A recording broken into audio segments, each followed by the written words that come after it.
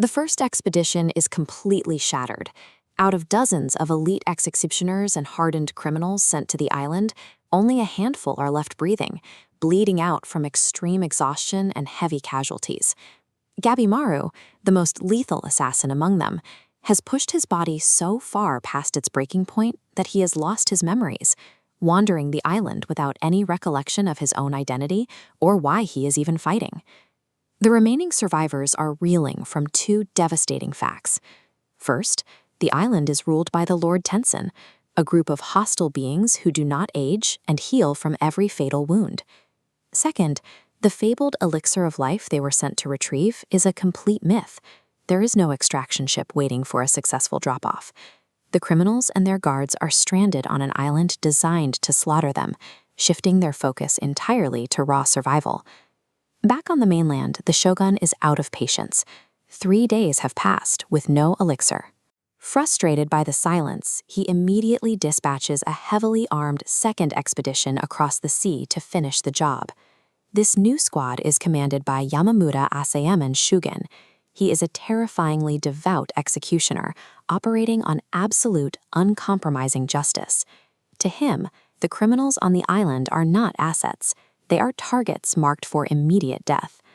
Shugen is accompanied by 50 elite shinobi from Iwagakure. Their presence has nothing to do with securing the elixir. They carry a specific, lethal mandate from their chief: hunt down and execute Gabimaru at all costs. The survivors are caught in a fatal pincer movement.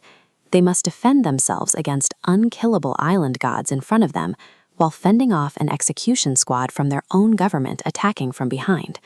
To understand what they are up against, the group traces the origin of the island. The Lord Tensen and their leader, Rien, were created 1,000 years ago by an ancient explorer named Jofuku. They are artificial hybrids of human and plant life, and the elixir of life they guard is actually a substance called tan. As we see in this flowchart, living humans are subjected to a process called arborification, slowly mutating them into trees. Their life force is harvested as fuel for the Tensen's immortality, but Rien has exhausted the island's human supply. Her endgame is releasing swarms of infected butterflies across the mainland, initiating a mass conversion of the population. Securing a royal pardon is entirely irrelevant now. This handful of battered criminals and executioners stands as the only barrier preventing humanity's extinction. The only tool capable of stopping Rien is an ancient life force energy system called Tao. It is the singular weakness that can bypass the perfect regeneration of the Lord Tensen. This chart maps exactly how Tao operates in combat. It demands a delicate balance of aggressive yang energy and adaptive yin energy. It relies on 5 elements: wood, fire, earth, metal, and water, where each empowers or destroys another. To defeat a Tensen, survivors pair complementary elements. Merging Gabimaru's fire with Yuzuriha's earth generates enough counterforce to permanently damage an immortal's core. Just as the group figures out this counter-strategy, the second expedition beaches their ships. Wielding immense physical prowess, Shugen lands and immediately tears through the local monsters, completely unaware of the true stakes at play. The Horai Palace devolves into absolute chaos. Iwagakure assassins swarm hunting Gabimaru.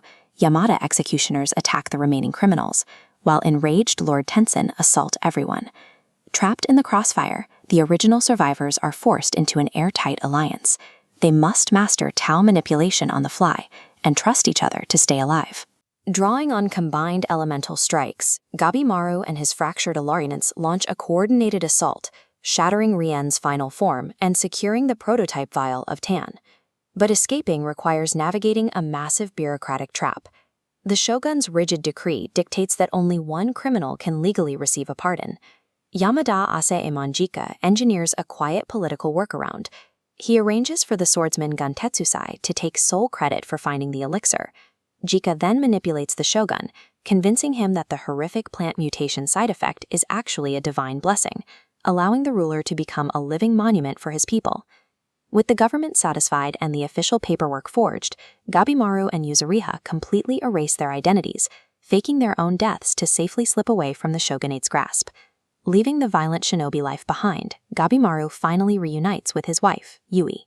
He proves to himself and his allies that the woman who anchored his mind through the madness was always real.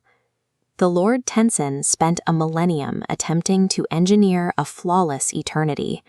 In the end, they were completely dismantled by a fractured group of mortals fighting desperately to protect the few messy, human connections they had left.